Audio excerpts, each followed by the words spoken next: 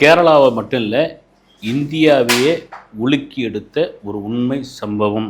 அதுவும் ஒரு 3 நாளைக்கு முன்னாடி நடந்த சம்பவம்.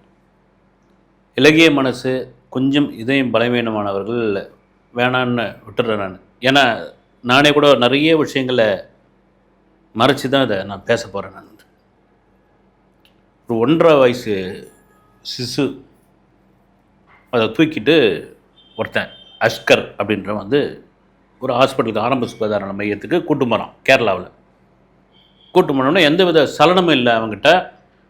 டாக்டர்ஸ் என்னன்னு கேட்குறாங்க, தொண்டையில் குழந்தைக்கு உணவு சிக்கிக்கிச்சு, உடனே பாருங்கள் டாக்டர் அப்படின்னு. அந்த குழந்தை உனக்கு என்ன வேணும் அப்படின்னு.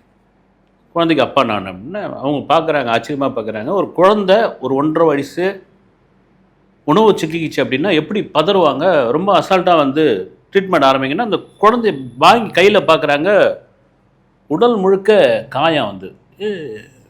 எப்படி காயம்? இது அவங்களுக்கு என்ன நினச்சிட்டாங்கன்னா, ஏதாவது நாய்க்கு பிறண்டுச்சோன்னோவோ எங்கேயோ அப்படின்ட்டு. என்ன நடந்தது சொல்லுங்கள் அப்படின்னா, இல்லை அதெல்லாம் விடுங்க, இப்போ சாப்பாடு கொடுக்கும்போது உள்ள சாதம் மாட்டிக்கிச்சு, குழந்தை மூச்சு திணறல் ஏற்படுது, இதுக்கு உடனே ட்ரீட்மெண்ட் பாருங்கள் அப்படின்போது, சரி ஓகே அப்படின்னு பார்க்குறாங்க. இல்லை இது முடியாது, கொஞ்சம் கிரிட்டிக்கலாக இருக்குது, நீங்கள் திருவனந்தபுரத்துக்கு கூட்டு போயிடுங்க அப்படின்றாங்க. பெரிய ஆஸ்பத்திரி. குழந்தை வாங்கிக்கின்னு அறக்க பிறகு அங்கே போகிறோம். போனோடனே அவங்க பார்க்குறாங்க. அவங்களுக்கு பயங்கர சந்தேகம். டாக்டர்ஸ் கண்டுபிடிச்சிடுவாங்கல்ல, குழந்தை தொண்டையில் உணவு வச்சுக்கிச்சுன்னா உடம்பு பூரா இதுவாக இருக்குது, சரி அப்படின்ட்டு அவங்க ட்ரீட்மெண்ட் ஆரம்பிக்கிறாங்க. முதல்ல அதுக்கப்புறம் விசாரிச்சுக்கலாம் ஆரம்பிக்கிறாங்க. குழந்தை கதை முடிஞ்சு போச்சு. முடிஞ்சு பண்ணவுடனே இமீடியட்டாக போலீஸ்க்கு இன்ஃபார்ம் பண்ணிடுறாங்க. இந்த நபரையும் உட்கார வச்சிடுறாங்க. உட்கார வச்சவுடனே போலீஸ் விசாரணை ஆரம்பிக்கிறாங்க. ஆரம்பிக்கும் பொழுது இந்த நபர் தெரியாமல் எஸ்கேப் ஆகி ஓடிடுறான். ஓடினவுடனே இது சந்தேக மரணம் தான் அப்படி முடிவாகிடுது. போஸ்ட்மார்ட்டத்துக்கு அனுப்பிச்சிடுறாங்க. போஸ்ட்மார்ட்டத்துக்கு அனுப்பிச்சிடுறாங்க. அது சம்மந்தமாக விசாரிக்க ஆரம்பிக்கிறாங்க. யாருமே அதுக்கான இது வரல. சரி ரிப்போர்ட் வரட்டும் போது ரிப்போர்ட் வருது. அதை படிக்கிற டாக்டர்ஸும் போலீஸும் ஒரு நிமிஷம் கதிகலங்கி போயிடுறாங்க. உண்மையிலே கதிகலங்கி போயிடுறாங்க. என்னையா நீ எல்லாம் மனுஷனா, சைக்கோவா, என்னடா பாவி நீ, இப்படியாப்பட்ட மனுஷனா நீ அப்படின்னு ஒரு நிமிஷம் ஆடி போயிடுறாங்க. ஐயோ இது மாநிலத்தை தாண்டி இந்தியாவுக்கான பெரிய பிரச்சனையாக இருக்குது இது அப்படின்ட்டு உயர் அதிகாரிகள்லாம் தகவல் சொல்கிறாங்க. தூக்குங்கன்றாங்க. அந்த 2 பேரையும் தூக்குங்கன்றாங்க. எங்கே இருந்தாலும் தூக்குங்கன்னு. அப்ஸ்காண்ட் 2 பேர். சரி என்னதான் நடந்தது? அகிலா ஒரு பெண்ணு, அந்த பெண்ணுடைய குழந்தை அர்ஷிதா, 1.5 வயசு தான் ஆகுது. இந்த அகிலா நெடுமணங்காடு அப்படின்னு திருவனந்தபுரம் பக்கத்தில் ஒரு கிராமம். கல்யாணம் ஆன கொஞ்ச நாள்லேயே வீட்டுக்காரன் செத்து போகிறான். என்ன காரணம்னு தெரியல. இவன் என்ன பண்ணுறா, கொல்லத்துக்கு வந்துடுறான். பிழைக்கிறதுக்காக கொல்லத்துக்கு வந்துடுறான். அவங்க அம்மாவையும் கூட்டின்னு வந்துடுறான். அவங்க அம்மா தனியாக இருக்கிறாங்க. கொல்லத்துக்கு இந்த குழந்தைய பார்த்துட்டு இருக்கும்போது அங்கே அஸ்கர்னு ஒருத்தர் இருக்கிறான். இந்த அஸ்கர் யாருன்னா, பொண்டாட்டி, அவனும் கல்யாணம் ஆனவன். பொண்டாட்டி சரியான வரதட்சணை கொண்டு வரலன்னு சொல்லி அவளை அடின்னு அடித்து கோமா ஸ்டேஜுக்கு கொண்டு போய் அவளை படுத்த படிக்க ஆக்கிறான். இப்போ என்ன ஆயிடுது, இந்த அகிலாவும் அஸ்கரும் ஒரு கள்ள தொடர்பு வந்துடுது. காரணம் எல்லாம் அங்கே தான் வரும். கள்ள தொடர்பு வந்துடுது.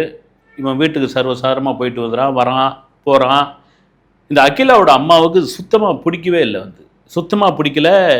இது வேணாம், அவன் வேணாம், நீ வேற கல்யாணம் கூட பண்ணிக்கோ, நீ வேற கல்யாணம் கூட, அவனை பார்த்தாலே எனக்கு பிடிக்கல, அவனை பற்றி ஊரில் தப்பாக வேற பேசுகிறாங்க, அவன் ஏற்கனவே கல்யாணம் ஆனவன், பொண்டாட்டி இப்போ கோமாவில் கிடக்கிறா, படுத்த படுக்கையாக கிடக்கிறா, அவள் சுய நினைவு இல்லாமல் இருக்கிறா, இப்படியாப்பட்ட ஒரு ஆண் உனக்கு தேவையா? இந்த குழந்தைய பாரு, இன்னும் கூட கொஞ்சம் வளர்த்த அந்த குழந்தை, நீ மறுகல்யாணம் பண்ணிக்கணுன்னே அவள் காதலியே வாங்கிக்கல. அவன் தான் எனக்கு வேணும், அவனை தவிர நீ என்ன வேணாலும் சொல்லிக்கோ, இல்லைன்னா நான் இந்த வீட்டில் இருக்க மாட்டேன் அப்படின்னு அவங்க அம்மாவில் ஒன்றுமே புரிஞ்சிக்கவே முடியல. புரிஞ்சிக்க முடியாத இந்த இது தொடர்ந்துக்கிட்டே இருக்குது. ஒரு கட்டத்துக்கு அப்புறம் தான் இந்த குழந்தையே கொண்டு இவன் ஹாஸ்பிட்டலில் உணவில் சிக்கிக்கிச்சு, தொண்டையில் சிக்கிக்கிச்சின்னு கொண்டு சேர்க்குறான். இப்போ ரிப்போர்ட் வந்துடுச்சு. அந்த ரிப்போர்ட்டில் என்ன எழுதியிருக்குதுன்னா சொல்கிறதுக்கே ரொம்ப ரொம்ப ஒரு மாதிரி இருக்குதுங்க. 1.5 வயசுங்க வந்து கிட்டத்தட்ட 62 இடங்கள்ல காயம் ஏற்படுத்தியுள்ளான். குழந்தைங்க 62 இடத்துல எப்படி அந்த குழந்தை கதறி இருக்கும் பாருங்க. வந்து பல இடங்களில் சிகரெட்டுடைய துண்டுகளை வச்சு அழுத்திருக்கிறான். என்ன ஆகும் வந்து இந்த வெய்ய நாளில் சும்மா ஒரு ஸ்பூனை பிடிச்சிட்டு பிடிச்சாலே அந்த கொப்பளை வந்து 1 வாரத்துக்கு இருக்கும். 1.5 வயசு. அந்த அது என்ன துடிச்சிருக்கா அந்த குழந்தை. வாயை பொத்துனானா எதுவும் பொத்துனானா தெரியலங்க. வந்து 62 இடத்துல காயம். இது இன்னொரு ஒரு முக்கியமான இடம் சொல்ல விரும்பலைங்க நான். வந்து வேணாம், ரொம்ப வேதனையாக இருக்குது அதை படிக்கும்பொழுது. அந்த இடத்துல வேணாம் விடுங்க. இதெல்லாம் மீறி அந்த அந்த அந்த சிசுவோடைய கையை உடைச்சிருக்கிறான். அதாவது காதல் கண்ணை மறைக்கும். சரி, காமம் வந்து உயிரையே வாங்கிடும். நீங்கள் எல்லா குற்றத்தினுடைய பின்னணி பார்த்தீங்கன்னா கள்ளக்காதல் தான் இருக்கும்.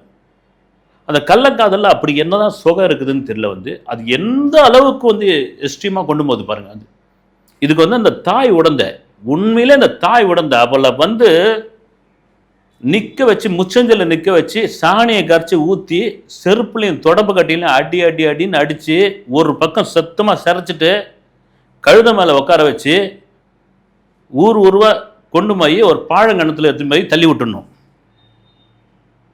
ஏன்னா பிச்சை எடுத்தாவது தான் குழந்தைய காப்பாற்றிடுவாங்க எந்த தாயாக இருந்தாலும். வந்து இந்த கள்ள ஓலுக்குடைய சுகம் தப்பாக நினச்சிக்காதீங்க. இந்த வார்த்தை யூஸ் பண்ணுறேன்னு வந்து தயவுசெய்து தப்பாக நினச்சிக்காதீங்க. இந்த கள்ள ஓலுடைய சுகம் ஒரு குழந்தைய கண் எதிர்க்க ஒரு கள்ளக்காதலை பொறம்போக்கு பையன் அவன் இவ்வளோ தூரம் வந்து சித்திரவாதம் பண்ணிகிட்டு இருக்கான். இவர் ரசிச்சுட்டு இருந்திருக்கா. எவ்வளோ ஒரு கொடூரமான சைக்கோதனம் இருந்திருக்கும் பாருங்க. அது அப்போ என்ன பண்ணலாம். வந்து அவ்வளோ சுகம் கேட்குதா. அந்த தாய் வந்து மறு கல்யாணம் பண்ணிக்கின்றா உனக்கு என்னன்னு. ஆனால் இவருக்கு எங்கே போகுது பார்த்தீங்களா. வந்து நீங்கள் தினசரி பேப்பர் எடுத்து பாருங்களேன். கொலையும் செய்வாள் பத்தினின்னால கொலையும் செய்வாள் தாய். காரணம் இந்த ஒரு சுகத்துக்காக. அது எல்லாமே இருக்க முடியாதுன்னா அது என்ன அந்த ருசி கண்டு போய் இருக்குது. வந்து கிராமத்தில் பச்சையாக ஒரு வார்த்தை சொல்லுவாங்க, சொல்ல முடியல நம்ம இதில் சொல்ல முடியல. கிராமத்தில் பச்சையாக ஒரு வார்த்தை சொல்லுவாங்க, நல்லா பழுக்க காய வச்சு அப்படின்வாங்க. வந்து அதை நான் சொல்ல விரும்பலை. அது என்ன பாவம் பண்ணுச்சு. பொம்பளை குழந்தை அது ஒரு சொல்ல முடியாத இடத்துல அந்த டாக்டர்ஸ் கண்ணீர் வடிக்கிறாங்க, அழறாங்க. சார் இவனை விடாதீங்க, போலீஸ் ஆஃபீஸர் இவனை விடாதீங்க, இந்த நாயை விடாதீங்க, இவனை போட்டு பெரட்டி எடுங்க அப்படின்னு தகவல் பரவுது, மீடியாவுக்கு பரவுது, மக்கள் கொந்தளிக்கிறாங்க. மக்கள் கண்டிப்பாக கொந்தளிப்பாங்க.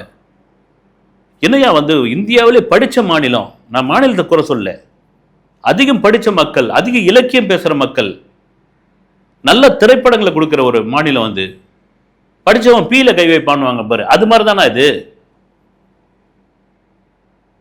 அவளுக்கு வேற ஆளே கிடைக்கலையா. இந்த குழந்தை வந்து டிஸ்டர்பன்ஸா இருந்திருக்குதா. என்ன டிஸ்டர்பன்ஸு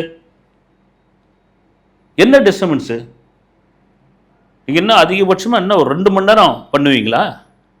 தவறான, தயவுசெய்து பெண்கள் என்ன தவறாக நினச்சிக்காதீங்க. 2 மணி நேரம் பண்ணுவீங்களா? 4 மணி நேரம் பண்ணுவீங்களா? அந்த குழந்தை அழுது இருக்கும், அவ்வளோதானே. அது டிஸ்டர்பன்ஸ். இருக்கிற தாய்மார் பூரா, அந்த சுற்றுவாட்டாளர்கள் தாய்மார் பூரா தொடப்பு கட்ட பழமரம் எல்லாத்தையும் கொண்டு வந்து இந்த விடக்கூடாது சார். 2 பேரும் நிற்க வச்சு இங்கே இமீடியட்டாக தண்டனை கொடுக்கணும். நான் திரும்ப சொல்கிறேன், அரபு நாடுகளில் இந்த மாதிரியான விஷயங்களுக்கு மிக கடுமையான தண்டனைக்கும். அதனால தான் அங்கே குற்றங்கள் குறைவு. இங்கே தான் மனித உரிமை, அந்த உரிமை, இந்த உரிமை, இருக்கிற உரிமை. அது என்ன பாவம் பண்ணுச்சு? அவனாவது எவனோ ஒருத்தன் அவன் வந்து படுத்துட்டு எழுந்துட்டு போயின்னு இருக்க போகிறான். இவ பெத்த தாய் தானே. இவன் அந்த குழந்தை எப்படி வளர்த்துருப்பா, 10 மாதம் எப்படி சுமந்துருப்பா. அவன் இவ்வளோ தூரம் பண்ணுறான், அதை வேடிக்கை பார்த்துருந்துருக்கா. அவள் வந்து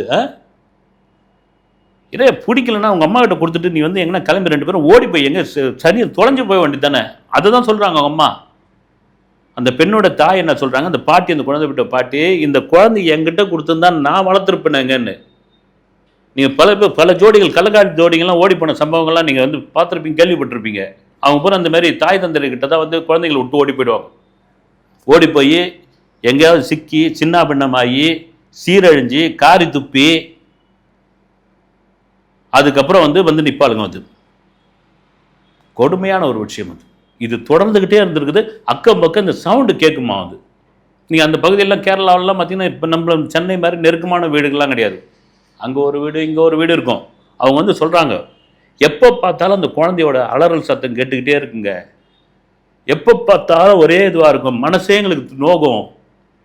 தாய் என்ன பண்ணுறாரு, ஒரு தடவை நாங்கள் வந்து கேட்டுட்டோம். என்னன்னு குழந்தைக்கு உடம்பு முடியல, உன் குழந்தையா என் குழந்தையான்னு சொல்லி அவள் விரட்டி விட்டாங்களே, இவ்வளோ விடாதீங்கன்னு. இதெல்லாம் உச்சகட்டமாக என்னன்னா, ஒரு நல்ல வெயில்ல அந்த குழந்தைய உட்கார வச்சுட்டு அவன் உட்காந்து ரசிச்சுட்டு இருந்தானா. அந்த சைக்கோ புறம்போக்கு வெயிலில் உட்கார வச்சுட்டு இவன் ரசிச்சுட்டு இருந்திருக்கான். போகிற வரவங்களும் ஒரு தாய் கேட்க முடியாமல் தாங்க முடியாமல் அந்த குழந்தைய நீ எடுக்கிறியா, போலீஸில் கம்ப்ளைண்ட் கொடுக்கட்டுமா அப்படின்னு பிறகு தான் வந்து அந்த குழந்தைய இழுத்துன்னு போனான்.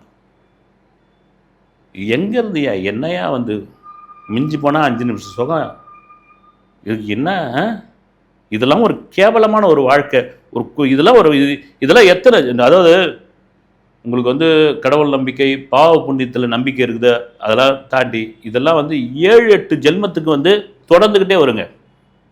இதோட முடிஞ்சிடாது. வந்து இது தொடரும் தொடரும் தொடரும் தொடரும் தொடரும். அதான் சொல்லுவாங்கல்ல, இந்த முன்னோர்கள் என்ன பண்ணி தொலைச்சானுங்களோ தெரியலப்பா, எங்களுக்கு இப்படி வந்து சோதனையாக வந்து விடையுதுன்னுவாங்கல்ல, அது மாதிரி ரத்தத்தோரில், பணத்திமிரில், இந்த கள்ளக்காதலில், இந்த கண்ணை மறைக்கிற விவகாரத்தில் ஏதாவது ஒன்று பண்ணிடுது, பாவத்தை பண்ணிடுது. அந்த பாவம் என்ன ஆகிறது, தொடர்ந்துக்கிட்டே இருக்கிறது. வந்து இது நம்பிக்கை உள்ளவர்களுக்கு நான் சொல்கிறேன். நம்பிக்கை இல்லைன்னா உங்களுக்கு விடுங்க. நீங்கள் அதை தான் சொல்லுவாங்க. வந்து எந்த படுபாய்வு பண்ணானோ அந்த காலத்தில், இப்போ நாங்கள் அனுபவிச்சிருக்கிறோமே, எந்த புறம்போக்கு என்ன யாரை நோண்டி விட்டானோ இப்போ பாருங்க எங்களுக்கு வந்து வெடியுது. இவங்க நல்லவங்களா இருப்பாங்க.